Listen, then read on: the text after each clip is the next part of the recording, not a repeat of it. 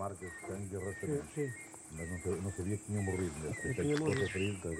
Nós tivemos, na altura, 2 feridos, um deles com alguma gravidade. Vocês também tiveram? Não tiveram? Foram 2 pessoas. 2 pessoas? 2 pessoas que perderam. Morreram? Sim, que morreram, sim. Não nos tínhamos apercebido que a emboscada era tão extensa ao longo da picada, porque fomos de facto flagelados fundamentalmente lá em cima, onde tínhamos uma proteção de um pelotão de milícias. E o PSGC instalou a sua frente de contenção da coluna exatamente mesmo ao lado das milícias. São 54 homens. Quer dizer, apresentou 12 homens porque era só do maqueiro, um som do rocket, do bazuca. Do bazuca de 17. Fazendo uma emboscada, daqueles metros até lá, por cima de Bolanha. Até acima da Bolanha? Sim. Porque naquela altura não podia durar no tiro tenso, porque temos quartel de Dunani, por isso era lá atrás, para fazer a defesa. Isso. Do canto que ele vem exatamente do canto que ele faz, por isso é do estrada para fazer o defesa. Exato. Nós tivemos feridos também, que eles também tiveram. E agora aqui o nosso comandante estava-me a dizer que morreram 2 militares do PSGC nessa emboscada, que foi a última da Guiné-Bissau, no dia às 2h15 da tarde, do dia 27 de abril de 1974. Os militares portugueses e os combatentes do PAIGC ainda não sabiam que tinha havido um golpe de Estado em Portugal. Esta emboscada perto de Canclifá, no norte da Guiné, pode assim simbolizar o último ato de uma longa guerra em 3 frentes, que tinha começado em Angola 13 anos antes, 1961. No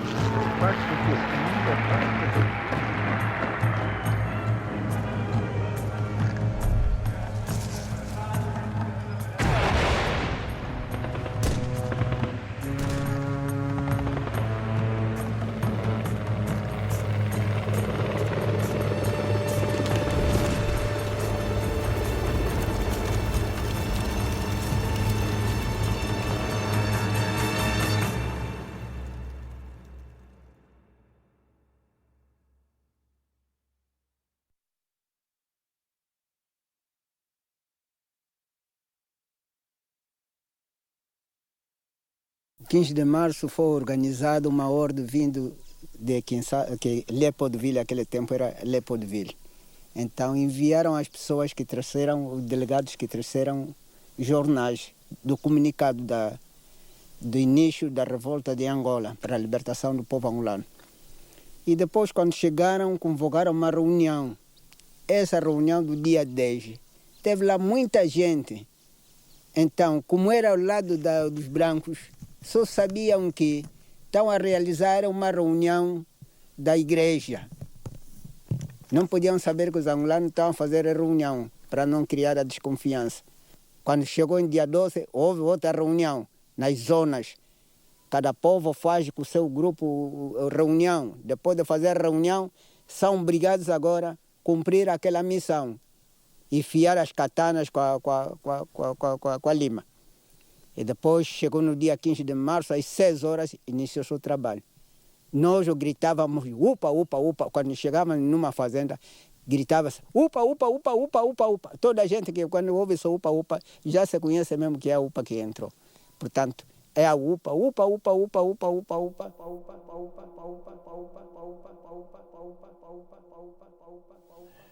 Quando a América avisou o Ministro da Defesa de que se iam dar o 15 de março,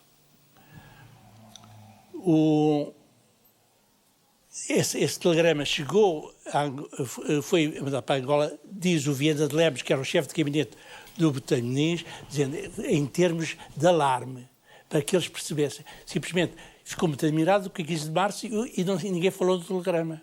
O Coronel Valença diz qualquer coisa como que o Dr. Salazar tinha dito que não tinha importância, porque isso eram manobras dos americanos que queriam que a gente saísse.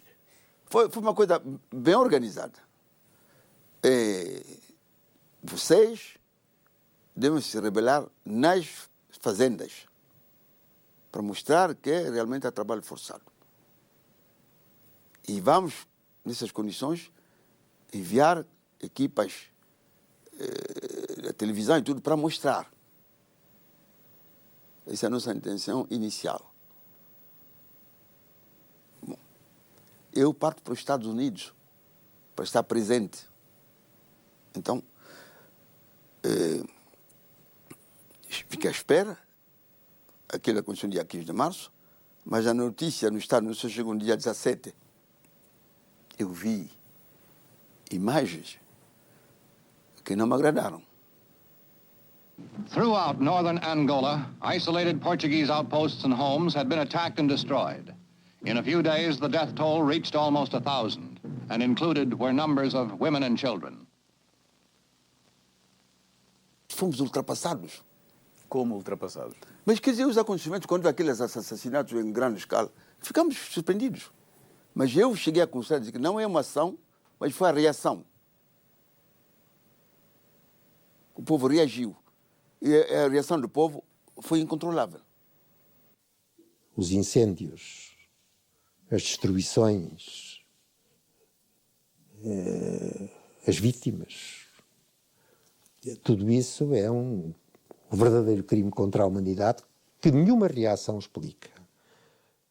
O capital de queixas não explica a dimensão dessa violência espantosa em que as pessoas podiam ser passadas por uma serra de cortar madeira, ou podiam ser decepadas, em que uma criança podia ser negligentemente atirada contra uma parede, porque morria mais rápido.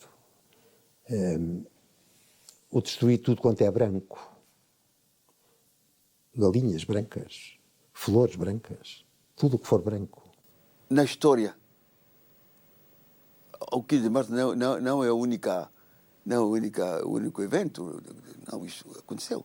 Mas da maneira que o povo reagiu, que para mim custou-me, mas, bom, talvez foi isso o início da luta de libertação, e por isso que eu não reivindiquei logo. Porque eu vi isto, bom, o que isso quer dizer? E o Fanon telefona, me diz, mas você não reivindica? O MPLA vai dizer que é ele. Foi ele que fez isso. Então, o dia seguinte, reivindiquei. Os brancos europeus eram a maioria dos fazendeiros e os que possuíam as principais roças de café, cultura que era então o mais importante pilar económico do território. Angola era nesse tempo um dos maiores produtores mundiais e o café tinha cotações garantidas no mercado internacional desde os anos 50. A produção era assegurada por bailundos, trabalhadores contratados no sul. Do surto do café, o mais importante que a economia angolana conhecera depois do período da escravatura, nascera uma cidade. O Uíge chamava-se então Carmona e desenvolveu-se no norte, em pleno território Bakongo. Com cerca de 30 mil habitantes, escoava a produção de 2,5 centenas de fazendas. A cidade de Carmona estava no centro da área do café, que entre a população de Ndalatando, que se chamava Salazar, e Maquela do Zombo, junto à fronteira, se estendia por vastos campos úmidos, beneficiados pelos nevoeiros frequentes na região. Mais do que nevoeiros, nuvens no horizonte claro do norte angolano pareciam indicar que o dia 15 de março de 1961 amanhecia conforme os votos dos agricultores e das empresas produtoras. A colheita anunciava-se próspera, mas, afinal, as chuvas que prometiam um ano histórico para a produção do café apenas acentuariam um drama empurrado pelos ventos, mas da história. Era os 6h30 da manhã. O meu falecido, quando sentiu, olhou para trás e viu um barulho tão grande, que eram os bailundos. Somos bailundos. Isso diziam eles, mas eram bailundos? Não eram bailundos, eram os bandidos que vinham para matar. Somos bailundos. Upa, upa! Viva o... Lumumba, não? Lumumba, viva! Diziam todos, viva! Com as katanas no ar. Só apenas traziam umas 6 armas. De resto era tudo katanas. Sim. O meu marido vinha à frente deles a correr, onde eles o mataram no terraço. Primeiro, onde passou a ação, tinha cozinheiros, tinha criados que trabalhavam nas mesmas lojas. Como já estava mobilizado, que vamos fazer isso, amanhã de manhã, antes de acordar. Então você já deve, no momento que vai limpar a casa do patrão, então esconde aquela arma que está lá. Porque depois da ação, eles vão atrapalhar, vão querer entrar no quarto para ir buscar a arma, vai encontrar, a arma não está. Não há mais para defender. Se é que o patrão quer 2 quilos de açúcar, então quando vai vir medir o quilo de açúcar, pronto, katana na cabeça. A primeira pessoa era o patrão. Primeira pessoa é o patrão, depois o gerente. O patrão foi morto com tiro. Quando virar o tiro, já começaram a cortar. Aquilo já não esperava mais. Ouviram o tiro, já começaram também com as katanas. Katana, se não dá para ir que não morreu, pode repetir 2 ou 3 vezes as katanas. Porque aquilo já se irritado com muito tempo da operação, da operação, é claro, já não tinham aquela ideia que porque pena ou isto, aquilo, não. Porque não é pequeno ser uma pessoa ser governada durante 500 anos. A UPA conjuga a sua ação em 15 de março com o trabalho nas fazendas, os seus horários e rotinas. Alguns dos rebeldes trabalham nas próprias roças que atacam, onde a maioria são bailundos, que em geral não aderem à revolta. Eles e os patrões são as principais vítimas, além de comerciantes, autoridades e administrativos. Os ataques são simultâneos nos distritos de Luanda, Kwanza Norte e Congo, sobretudo nos Dembos, cerca de 40 mil km², onde os rebeldes exploram o isolamento em que vivem os colonos, o que dificulta os socorros. Atacam a zona de fronteira com o Congo, onde a UPA tem uma retaguarda segura. Obstruindo as estradas com árvores e destruindo pontes, a UPA procura impedir a circulação de veículos, a chegada de apoios e a fuga das vítimas.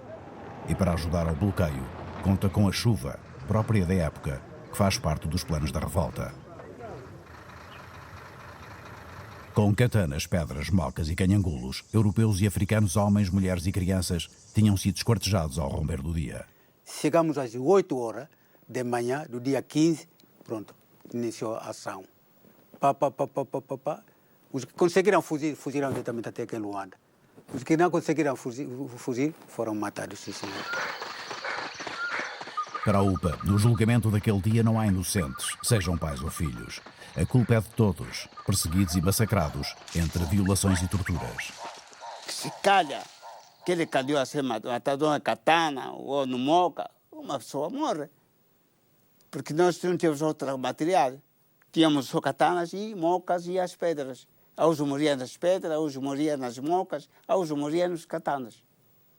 Na praça lá estavam o padeiro, a mulher e uma filha. A filha tinha aí 6 anitos ou 7 anitos. Na casa da administração estava a mulher de Faísca, jardineiro da Câmara Municipal lá do Quitex. Com uma katanada separaram a cabeça do corpo. As 2 miúdas delas é que estavam no coisa ainda com a roupita de dormir. E um filho dela também morto. O branco não podia deixar de destruir a fazenda dele sem defender. Matamos. Os fazendeiros matamos, para dizer a verdade, é isso que eu estou falando. Matamos, já matamos. É chocante. E é preciso ver. Às vezes é preciso olhar mesmo, e ver uma mulher esventrada é algo que marca interiormente. A pessoa nunca mais se esquece. Os massacres não foram só nos dias 15 e 16 de março. A UPA procurava engrossar as suas fileiras, recrutando novos ativistas, nomeadamente nas fazendas, onde trabalhavam os bailundos. Aqueles que não aderissem à revolta eram inimigos, como os colonos. Nessa roça, Maria José, só não me lembro de ter enterrado um europeu. Só enterrei pretos. Mulheres, homens, crianças, muito maltratados. Aliás, a documentação não vale a pena estar aqui a dizer-lhe o que eu vi.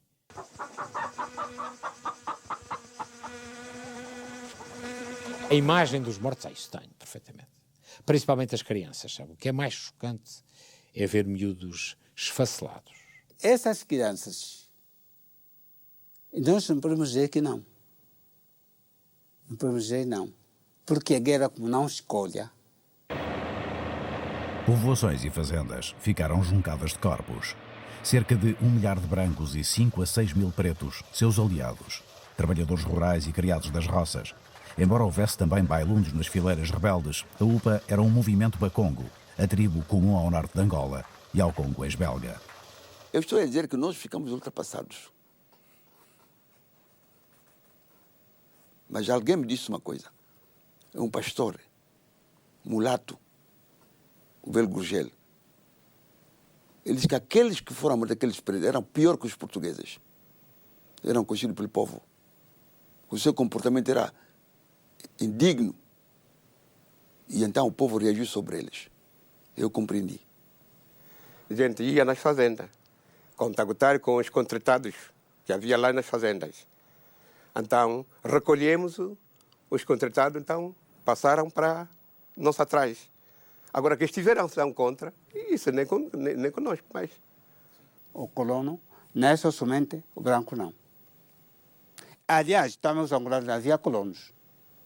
Muitos tinham fazenda, castigaram uns aos outros também, certamente. Entanto que todo aquele que estava atrás do colono, a gente considerava como inimigo. Mas não é proposto de matar as pessoas em toa. Só aqueles que são colonos, que estavam a colaborar junto com os colonos, esse é considerado como colono. Os campos estão demarcados após o 15 de março. As ações da UPA estendem-se por uma vasta área, onde não há praticamente meios militares nem policiais. Apenas a Força Aérea está em condições de atuar com rapidez, embora com os recursos limitados e inadequados de que dispõe.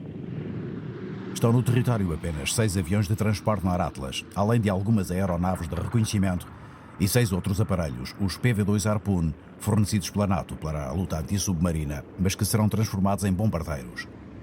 A aviação tática é a principal carência do esquema aéreo, constituído pelas bases de Luanda, Henrique de Carvalho e Negage.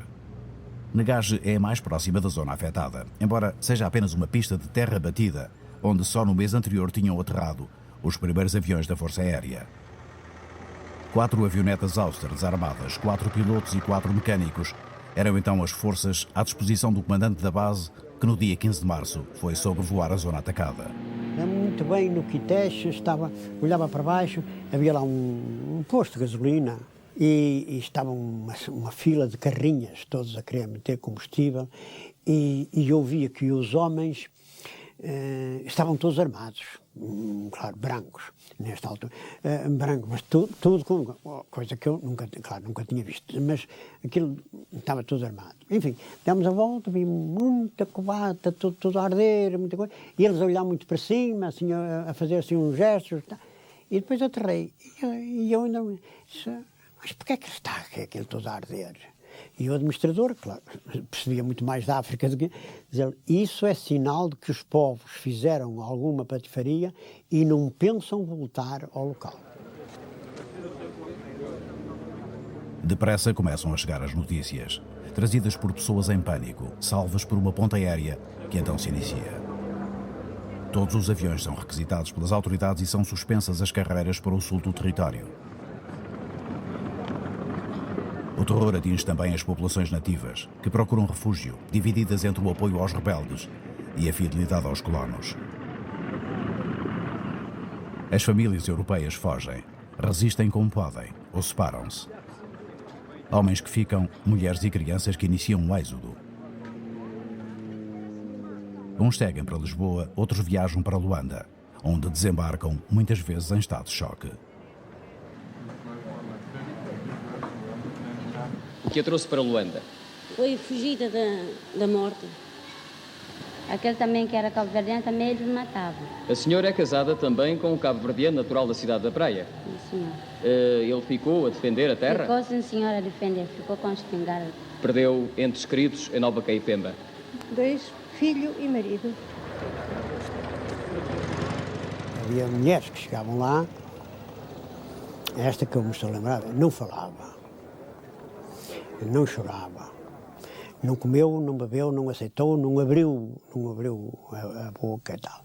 E depois, nós sabemos perfeitamente, ela tinha estado toda a noite, com os pretos tinham-lhe entrado em casa e ela, só de madrugada que foi libertada, tinha passado a noite com 30, 40, 50, sei lá.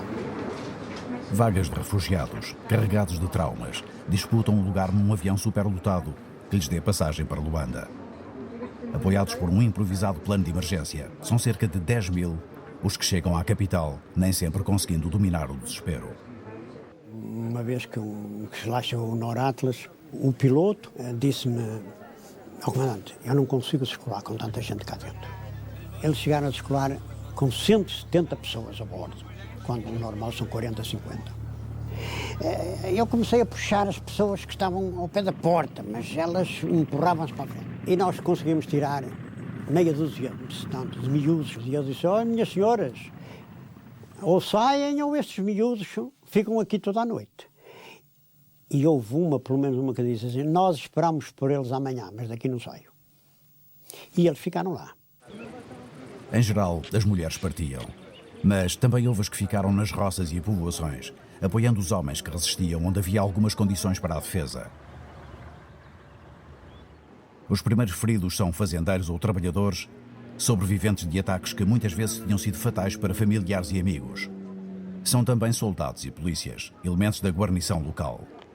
Tal como os refugiados, são levados para Luanda, mas feridos a caminho dos hospitais, recebendo o apoio da Cruz Vermelha, entretanto mobilizada. É só a partir de então, pelos relatos dramáticos dos que chegam do interior, que se começa a saber em Portugal o que de facto estava a acontecer em Angola. Controlados pela censura, os meios de informação apenas noticiavam versões parciais e mistificadoras. O ministro disse-me que o Dr. Salazar dizia que nós tínhamos que eles ficarem por mentirosos na ONU. Quer dizer, eles começaram a dizer antes dos acontecimentos passarem. Agora, nós não íamos confirmá-los, os acontecimentos, para que eles não adquirissem credibilidade na própria ONU. E durante 24 horas eu não pude deixar que as coisas se soubessem. Apenas no dia 17 é publicado um comunicado oficial na imprensa angolana, onde o Governo-Geral se refere à rebelião como alguns incidentes junto à fronteira e afirma que as autoridades controlam a situação. Não era verdade, mas as autoridades de Luanda também não tinham percebido que não existiam em Angola meios militares suficientes para enfrentar os acontecimentos. Além da força aérea e uma escassa presença da Marinha, restavam as forças terrestres. Angola era a terceira das 5 regiões que formavam o aparelho do exército português, definido meses antes, em novembro de 1960, mas que, embora aprovado, não passara ainda de projeto. Tudo o que existia era um contingente de 1.500 soldados brancos metropolitanos e 5.000 africanos, treinados para um eventual conflito na Europa contra a União Soviética, conforme o conceito estratégico de então. Daí que estes efetivos, organizados em forças de artilharia, cavalaria e infantaria, estivessem sediados nos principais centros urbanos do território: Sá da Bandeira, Nova Lisboa, Silva Porto e Luanda. Além de escassas, as forças existentes em Angola não só não tinham qualquer treino para a luta anti-guerrilha, como se encontravam mal preparadas e deficientemente equipadas. No entanto, eram estes os recursos que constituíam a guarnição normal do território e que só alguns meses antes tinham sido reforçados por uma companhia de polícia militar e, sobretudo, por 4 companhias de caçadores especiais. Não havia uma única força militar em toda a região dos Dembos. Os colonos estavam quase entregues a si próprios. Eu fui ao gabinete do Coronel Boschvaz, na altura já como governador de distrito, havia-me. E então eu digo-lhe, Sr. Major, nós não queremos militares, deem-nos armas. Isto dentro do palácio, dentro do gabinete do Boschvaz. E sabe qual foi a resposta dele? Pôs uma mão aqui no ombro e disse, olha, Ferrico, que Deus os proteja até amanhã. E não havia armamento, não havia nada. Os fazendeiros, entretanto, que escaparam, tinham vindo para Luanda, não é? Alguns por meios próprios de carro, outros por via aérea, e claro, dirigiam-se, fizeram uma manifestação diante do Palácio do Governo, pediram a pedir armas. Pedi licença para comprar armas no estrangeiro. para eu armar. E de Lisboa, não sei quem, mandou-me dizer que não sei, havia qualquer coisa que eu não podia comprar. E eu entendi, então, que disse aos comerciantes que compravam armas, disse, vocês podem comprar armas que eu, se não vender a mais ninguém, eu compro. Não é? Depois vieram armas de Inglaterra, pistolas metralhadoras, as próprias munições e tudo vieram de Inglaterra. Eles de Lisboa mandaram-me perguntar se eu achava que não havia risco em distribuir as armas para os civis.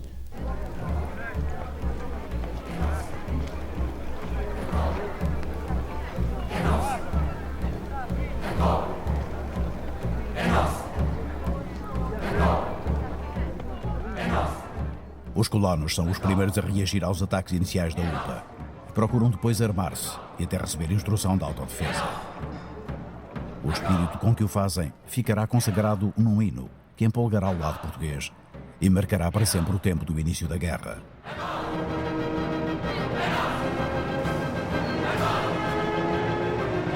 É este o grito de Portugal que se ouve nas cidades e povoações de Angola, enquanto no interior das matas os rebeldes da UPA se galvanizam com canções e marchas de sentido oposto.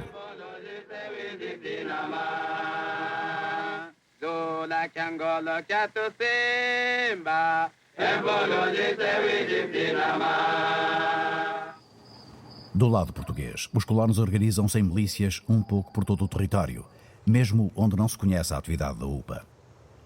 Com os meios que conseguem reunir, montam sistemas de segurança e revezam-se em guardas e sentinelas em vigílias 24 horas por dia. As milícias patrulham ruas e matas, fiscalizam estradas e picadas, combatem e perseguem todos os que consideram suspeitos. Dispersos por extensas áreas, muitas vezes isolados em zonas de difícil acesso, os colonos não podiam contar com o apoio de que precisavam. A aviação militar e civil desempenharam então um papel importante. Algum tempo depois, a Força Aérea já conseguia responder a solicitações de natureza militar, tornando-se o recurso mais eficaz perante as características do território e da guerra. Quando, no 15 de março e durante ainda bastante tempo, nós não tínhamos o que se chama capacidade ofensiva nenhuma. Só em abril é que depois então chegaram lá uns aviões T-6, ou Arvas, uns T-6, que tinham, enfim, que tinham algum poder ofensivo, tinham umas metralhadoras, podiam lançar bombas e podiam lançar os rockets. Diariamente, os pilotos, desde as 6 da manhã até às 6 da tarde, executam uma série de missões de reconhecimento, de patrulhamento das estradas e de ataque contra atividades rebeldes, se forem detectadas. A Força Aérea atuava sobretudo a partir das bases do Negage e de Luanda, esta com bastante mais meios. Após os ataques da UPA, foi dela a primeira resposta militar. Metralhava e bombardeava ações rebeldes ou suspeitas. Avisava as populações das movimentações hostis e do estado das vias de circulação. Ao mesmo tempo que procuravam socorrer fazendas e povoações isoladas ou cercadas, os aviões ajudavam no fornecimento de alimentação e meios de resistência, como armas e munições.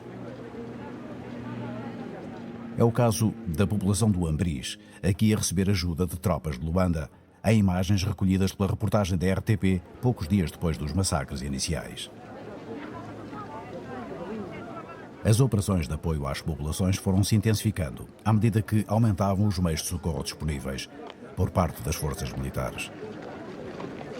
Mesmo assim, nunca a capacidade podia responder à totalidade dos pedidos, que chegavam de todas as partes. Eu lembro-me de um piloto que me chegou lá a dizer que tinha sobrevoado uma região ali um pouco abaixo e que estava um homem, uma criança e uma mulher em cima de um telhado, e a mulher que ergueu as mãos em direção ao avião, sem dúvida, a pedir socorro, a pedir que a salvassem. E eu disse-lhe: e agora, você quer lá ir a pé ou como é? Já estavam lá ficaram. É claro que esse homem estava, como dizia ele, que estava com espingarda, mas os pretos estavam à volta da casa dele. Não sei dizer o que é que aconteceu, isto, como digo, são tantos os casos. Escapou algum branco no norte de Angola, graças à FAP, à aviação portuguesa, que lá já estava a atuar mal, mas foi acudindo, e à chegada de urgência, de emergência de umas dúzias de paraquedistas. Foi graças a essa gente que todo o norte de Angola não foi estacionado. Senão teria sido estacionado. Porque a tropa só chega muitíssimo depois. Antes dos grandes contingentes militares que só começam a chegar um mês e meio depois do 15 de março, apenas desembarcam em Luanda alguns grupos de paraquedistas. Além deles, o comando militar só dispunha de 6 companhias de caçadores especiais com algum treino de contra-guerrilha. Os primeiros que partem para o norte levam espingardas Mauser, além de metralhadoras mais modernas, mas que mal conhecem. Isto porque as DRAIs que tinham faziam falta em Luanda para dar instrução. Foi-nos dada à partida para lá, para o sítio onde íamos combater, uma metralhadora, que era a metralhadora Madsen, que nunca tínhamos visto, que não sabíamos manejar, que não conhecíamos as peças. A companhia de José Vilhena, a 6ª de caçadores especiais, tinha desembarcado em Luanda um mês antes. 2 secções são enviadas para o norte, logo que chega a notícia dos massacres. Vão integradas no batalhão do Kwanza Norte, sediado em Salazar, com a missão de impedir o avanço da UPA. Partem para o Quiteche por Vista Alegre e Aldeia Viçosa, percurso em que resgatam populações ameaçadas. A RTP acompanha esta coluna dos caçadores especiais que avança pelas zonas dos massacres e que, no início da marcha, encontra ainda corpos insepultos e abandonados. A missão é de 5 dias, mas prolonga-se por mais de 5 meses, revelando o desconhecimento do Estado-Maior sobre a situação. Os militares progrediam sem informação e sem mapas e desconheciam o inimigo, militarmente muito inferior, mas com total domínio do terreno. Do Terreiro para a Aldeia Viçosa, nós fizemos, eram 28 quilómetros, como dizia. Nós fizemos no primeiro dia mais de metade. Tivemos a maior dificuldade na passagem do Macoleiro.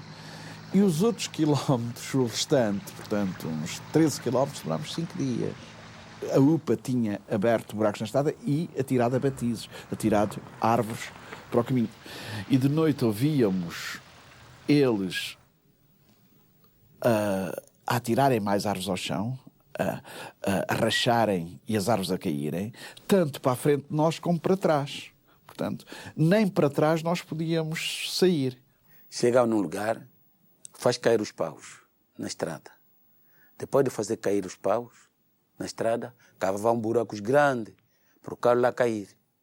Então, quando os brancos chegavam naquele lugar, paravam para ir ver a ação, tanto onde se arrebentava o fogo. Ali onde se arrebentava mesmo o fogo, onde ele sofreva muito. Logo nos primeiros ataques que tivemos, o inimigo apanhou muitas armas do nosso exército e ficou, inclusivamente, com metralhadoras nossas. Com metralhadora, com espingardas, com pistolas metralhadoras, com granadas e com muitas munições.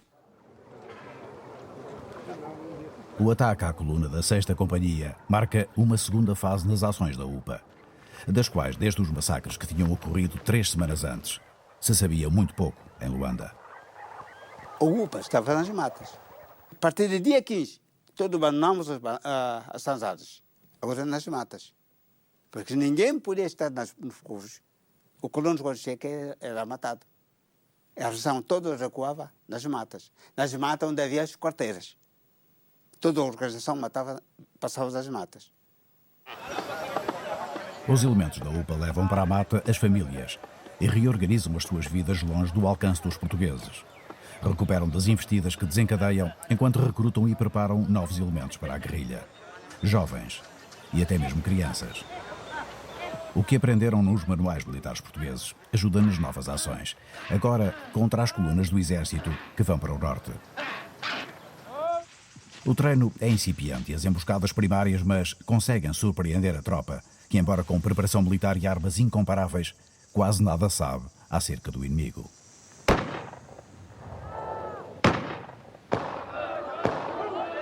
Emboscadas, armadilhas, abatizes, picadas intransitáveis, distâncias incalculáveis, tornam penosa a missão dos homens da 6ª Companhia. Sem rações de combate, tinham instruções para usarem os recursos naturais. Bebiam da água da chuva e ficavam nas casas dos colonos, mantidas intactas pelos rebeldes.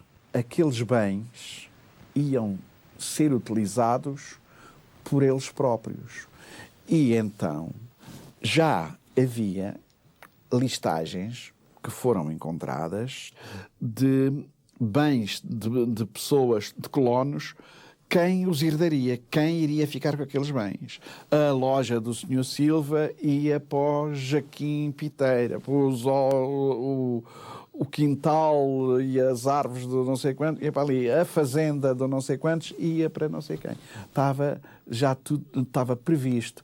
E penso até que era um meio de mobilização para eles saberem que iam ficar com aqueles bens dos brancos. A UPA talvez acreditasse que perante os massacres os portugueses abandonassem Angola para sempre. Mas a chegada da tropa mostrava que não seria assim. Nós chegámos e a aldeia Viçosa estava intacta. As casas tinham tudo o que tem uma casa de habitação. Nos momentos de descanso, eu lia livros da biblioteca das pessoas que lá estavam. Eu tocava piano, desafinava um bocadinho no piano, num piano vertical que estava numa das casas. Estava tudo intacto. Toda a gente tinha fugido. Não havia, nas proximidades, brancos fugidos para nós recolhermos. Mas recolhemos, sim, bailundos trabalhadores. Numa das vezes que vamos ao UIS buscar abastecimentos, chegamos ali e tinham destruído completamente a terra. Portanto, incendiadas as casas, não havia nada restou. Aquele piano onde tocava, aqueles livros que eu lia, nada disso existia. Nada. Os bailundos foram assassinados.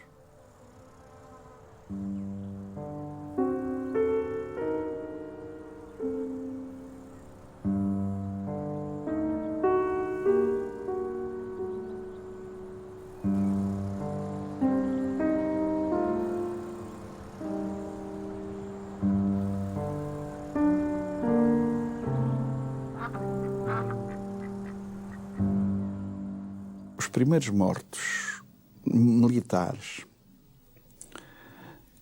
com amigos com quem nós convivíamos, morrem numa emboscada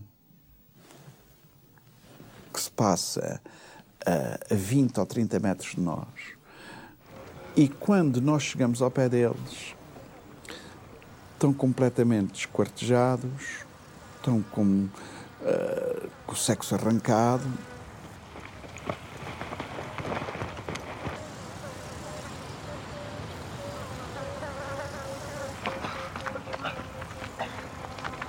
Depois resolvemos seguir com a missão que tínhamos para ir ao colo, já com os corpos deles. E é uns metros à frente que somos emboscados de novo e onde fica mais uma secção da companhia.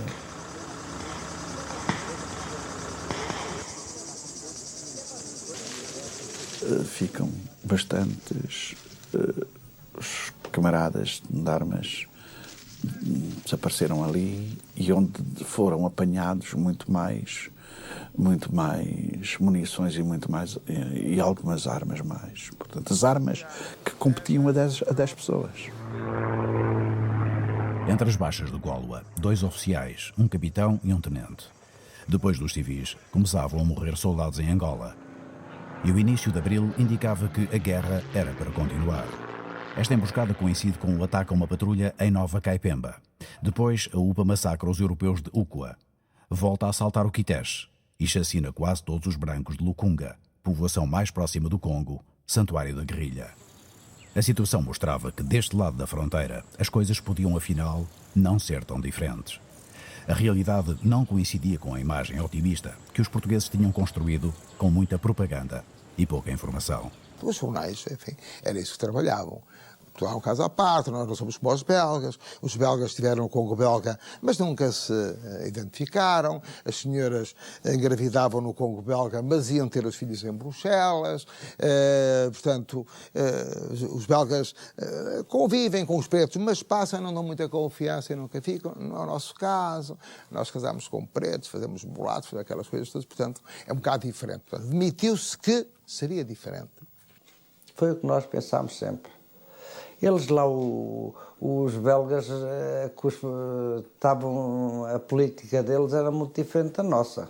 Muito diferente, mas no outro dia. Um preto lá não era ninguém.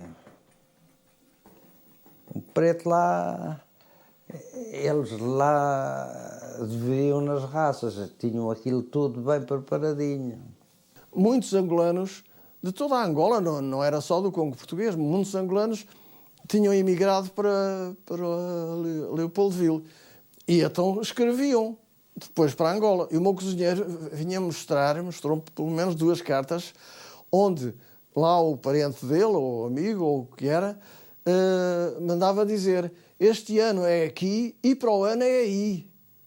E eu escrevi isto num ofício para o Governo Geral e disse-o aos membros todos da comitiva do membro do Governo que lá foi. A resposta dele foi: não seja pessimista, porque o preto de Angola, o indígena de Angola, não tem nada com o indígena do Congo belga. Uma ilusão que ajuda a explicar como o 15 de março, preparado para fugir à vigilância dos portugueses, viria de facto a surpreendê-los totalmente, apesar de todos os sinais, que eram muitos. O próprio Silva Tavares, nomeado governador-geral nesse ano de 1960, se mostrava desconfiado do futuro, à partida de Lisboa. Todos sabem que os problemas ultramarinos se revestirão de especial acuidade nos próximos anos.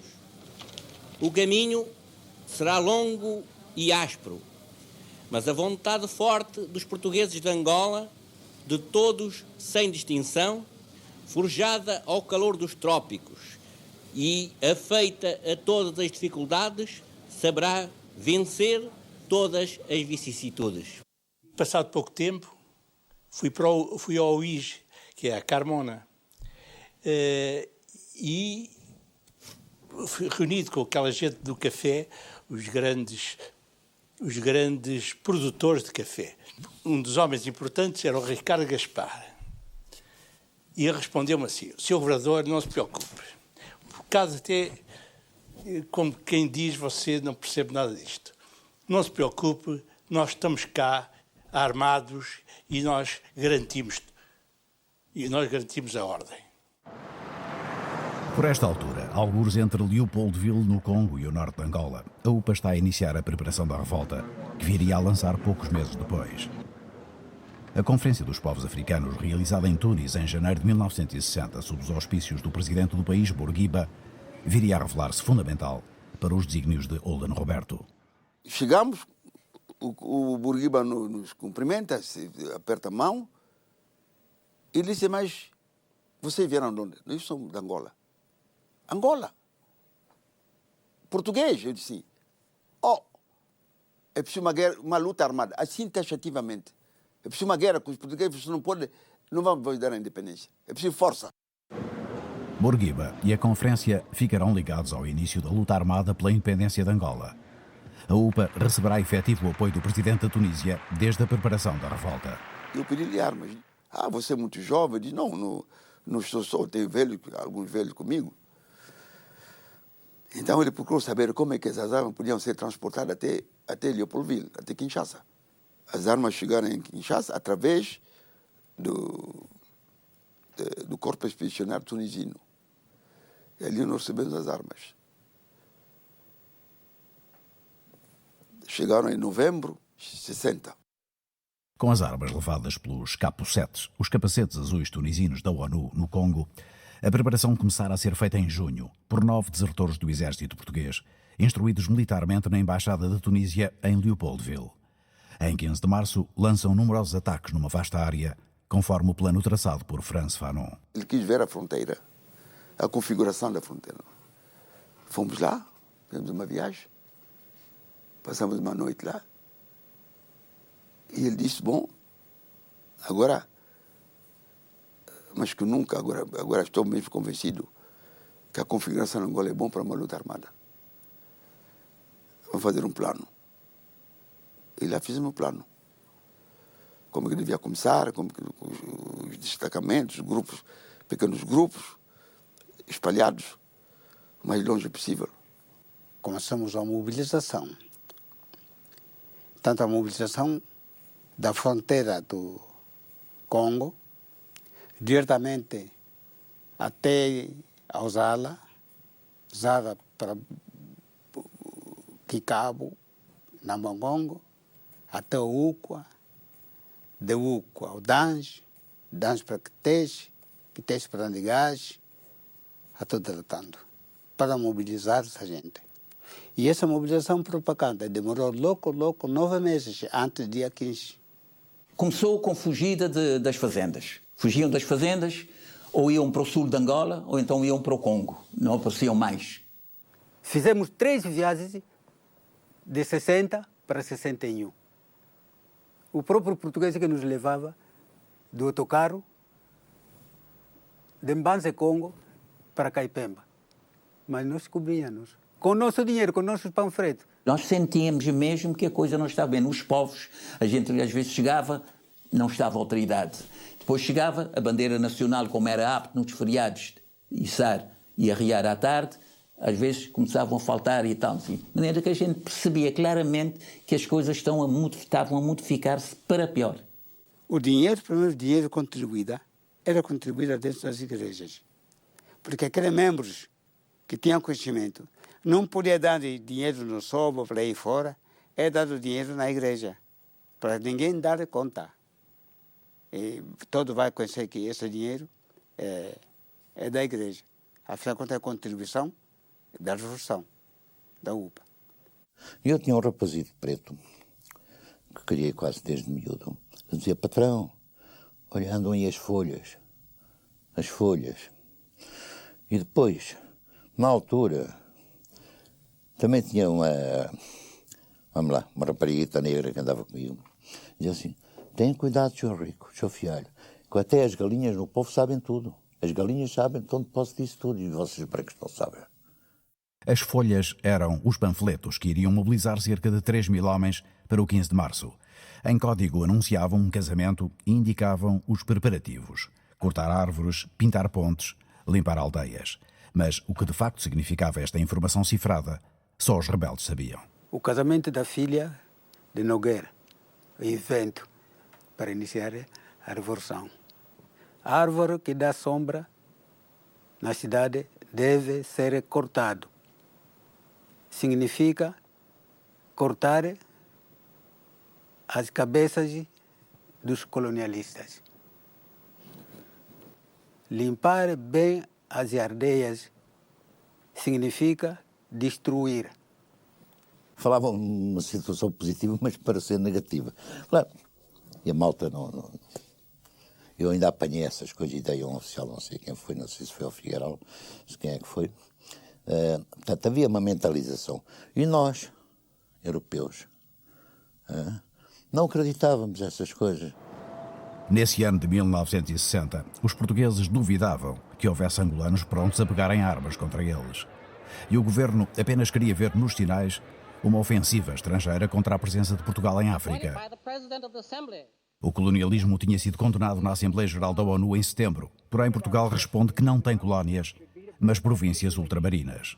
Ce n'est pas une politique du gouvernement portugais le fait de que les territoires, nos territoires d'outre-mer sont des provinces et pas des colonies. Ça, c'est une question de structure nationale et qui parvient du sentiment du peuple et pas d'aucune doctrine, pas d'aucune détermination du gouvernement. Portugal argumenta que nos territórios, concretamente em Angola, e como de resto pretende demonstrar com manifestações, não há senão sentimento nacional português. E paz e tranquilidade, como garante Silva Tavares da visita a Lisboa, na altura em que a questão é discutida nas Nações Unidas. Deixo Angola em perfeita paz e plena de confiança, decidida a enfrentar quaisquer ações que do exterior lhe possam dirigir. Tínhamos um programa onde a gente dirigia-se aos angolanos do outro lado da fronteira, não é? E um dia deste, fugiram quase 100 militares da tropa colonial portuguesa, angolana naquela altura, atravessaram a fronteira e vieram ter conosco. Então, eles introduziram-se em Angola com as armas, chegaram muito longe, até em Kibala do Sul, mesmo os arredores de Wambo. Os elementos da UPA dispersam-se pelo norte, onde mais tarde definem áreas operacionais dirigidas por comandantes. Alguns seriam no futuro nomes referenciados pelos portugueses: Pedro Afamado, Mata Alferes, Panzo da Glória ou Margoso.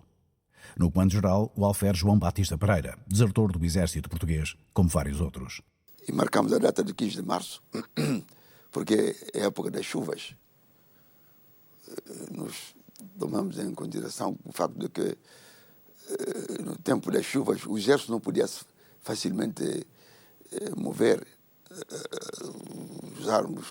armas pesadas, mas nós, com pequenos grupos, podíamos facilmente fazer o trabalho. Foi o início da guerra.